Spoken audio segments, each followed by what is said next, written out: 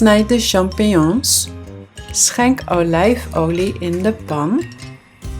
En bak de champignons.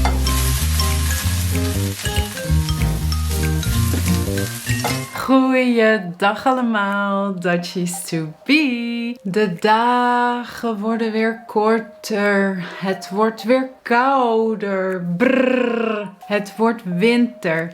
En wat eten Nederlanders in de winter? Stampot. Vandaag leer ik jullie stampot te maken. Veganistische andijvie-stampot. Ik ga jullie leren hoe je die stampot maakt. En bovendien hoe je de imperatief gebruikt. Dat is een grammaticale constructie die je gebruikt bijvoorbeeld om instructies te geven. Zoals vaak in een recept gebeurt. En er zijn ook andere functies en die laat ik ook zien. Maar eerst gaan we kijken naar de instructies die ik in de keuken krijg. Hoe ik dus de stampot moet maken. En daarna gaan we kijken naar de zinnen die ik heb gebruikt. En in welke situaties jij dus de imperatief kan gaan gebruiken.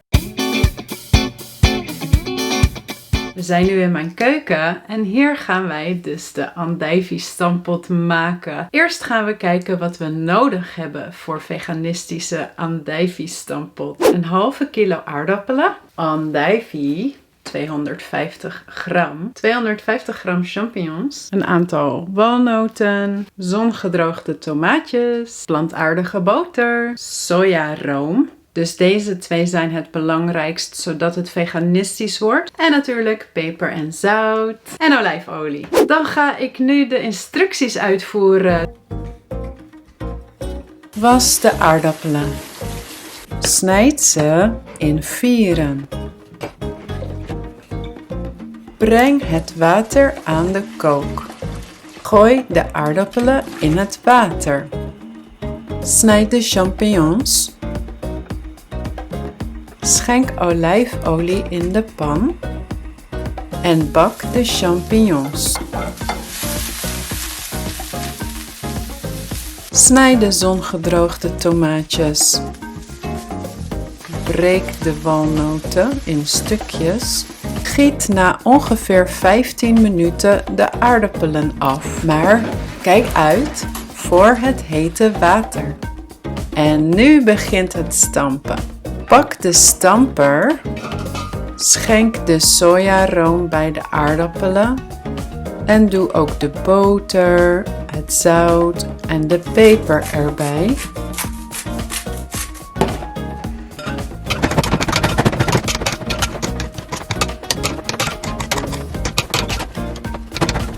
Voeg nu de andijvie toe en stamp nog meer.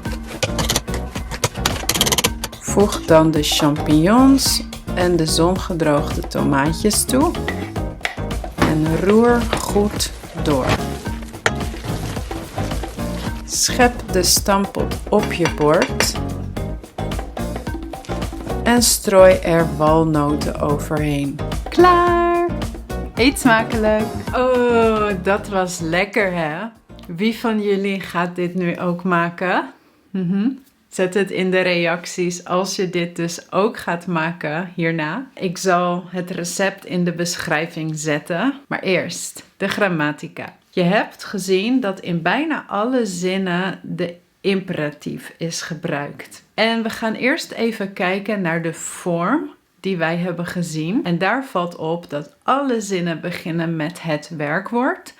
En dat in bijna alle zinnen we beginnen met de ik-vorm. En de ik-vorm is, zoals het al heet, de vorm van het werkwoord dat je altijd gebruikt voor ik. In de imperatief was het bijvoorbeeld was de aardappelen. Snijd de champignons. Kijk uit voor het hete water. Dus de zinnen beginnen met het werkwoord in de vorm die je ook gebruikt voor ik. Want je zegt ik was, ik snij en ik kijk uit. En er staat geen subject in de zin. Je hoeft in het Nederlands niet je of jij in de zin te gebruiken als je de imperatief gebruikt. En waarom staat het dan in de ik-vorm? Nou, als je even goed nadenkt, wanneer je een normale zin hebt, bijvoorbeeld, ik was de aardappelen, jij wast of je wast de aardappelen en dan hij wast de aardappelen. Ja, dan zie je dus dat dit de vormen zijn. Maar als je het werkwoord en je of jij omdraait, dit heet inversie, dan verlies je altijd de T. Dus met ik is het was ik de aardappelen. Met hij is het wast hij de aardappelen. En met jij en je is het was jij de aardappelen. Dus hier zie je dus precies hetzelfde zoals in de imperatief. Maar soms gebruik je de imperatief in een bepaalde functie waarbij je extra beleefd wilt zijn. Gaat u maar lekker zitten. En dit is geen instructie, dit is meer een uitnodiging. Dus bijvoorbeeld voor een oudere vrouw zeg je gaat u maar zitten. En dan gebruik je dus de vorm die bij u hoort. Gaat u. En voor een jonger persoon, ga maar zitten. Dit was de vorm van de imperatief. En nu gaan we kijken naar 6 verschillende soorten functies. De eerste die we ook al hebben gezien is de functie van instructies. En recepten zijn eigenlijk altijd instructies. Dus daarom staan bijna alle zinnen altijd in de imperatief. Maar je kunt ook instructies hebben in de bijsluiter van jouw medicijnen. En daar kunnen zinnen in staan zoals neem de medicijnen met water in. Of als je Google Maps gebruikt en je luistert naar de instructies, dan zeggen ze vaak: route wordt gestart. Ga rechtdoor, sla links af. Bij de tweede afslag rechts. De tweede functie is de uitnodiging, die we ook al hebben gezien. Zoals ga maar zitten of gaat u maar zitten of kom maar binnen. Of als je naar de huisarts gaat, dan zegt hij vaak vertel, wat kan ik voor je doen? Dus zelfs alleen 1 woord, vertel, dit is ook een imperatief. En je ziet dat vaak in de imperatief als het een soort uitnodiging is. En straks kunnen we ook bij andere functies dit zien. Maar in het Nederlands gebruiken we heel veel modale partikels. Dus woorden zoals maar, ga maar even zitten. En dat is om het vriendelijk te maken. Dus als een uitnodiging. Als je zegt ga zitten in plaats van ga maar even zitten, dan hoor je het verschil. De eerste is meer een bevel. En dat is dan ook een andere functie van de imperatief. Van de imperatief. De imperatief kan al heel snel heel bevelend klinken. Ga zitten, doe de deur dicht. En dit kan ook een bevel zijn, misschien in sommige situaties, maar meestal eigenlijk niet. Dus dan gebruik je deze woordjes. Maar even. Maar voor nummer 3, een bevel of opdracht, dan hoeft dat niet. De vierde functie is een verzoek. Een verzoek kan zijn, doe de groeten aan je ouders.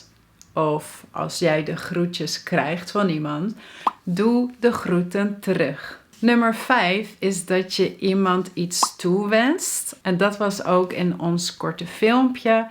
Dat was eet smakelijk. Je hoopt dat die persoon lekker eet. Dat het lekker is. Dus eet smakelijk. Of werk ze, studeer ze, geniet van jouw dag. Je wenst iemand toe dat die een fijne dag heeft en dat hij goed kan werken, goed kan studeren. En als laatste wordt er ook vaak advies gegeven in de imperatief vorm. Het voorbeeld in onze video was: kijk uit voor het hete water. Kijk uit. En kijk uit is een scheidbaar werkwoord. Het hele werkwoord is uitkijken. Maar nu scheidt het.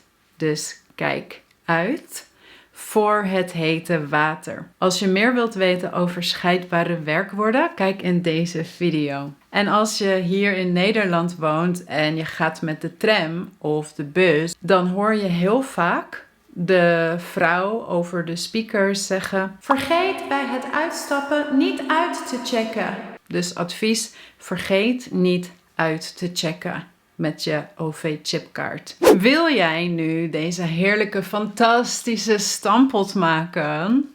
Ja, kijk dan in de beschrijving, want daar staat een link naar het recept. En wil je meer oefenen?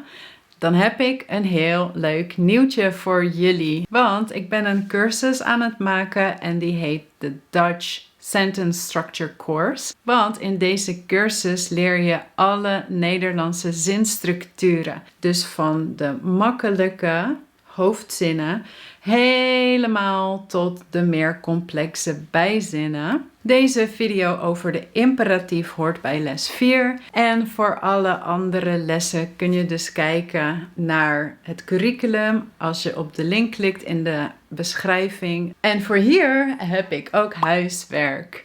Namelijk, bedenk een instructie voor mij en zet deze in de reacties. En dan zal ik er deze week 3 uitzoeken en die instructies uitvoeren. En dat dan als een story hier op YouTube en op Instagram en op Facebook zetten. Dus verzin iets leuks. Zet het in de reacties. Geniet van je dag. Doe je huiswerk. Eet je groenten. En tot snel. Oké, doei!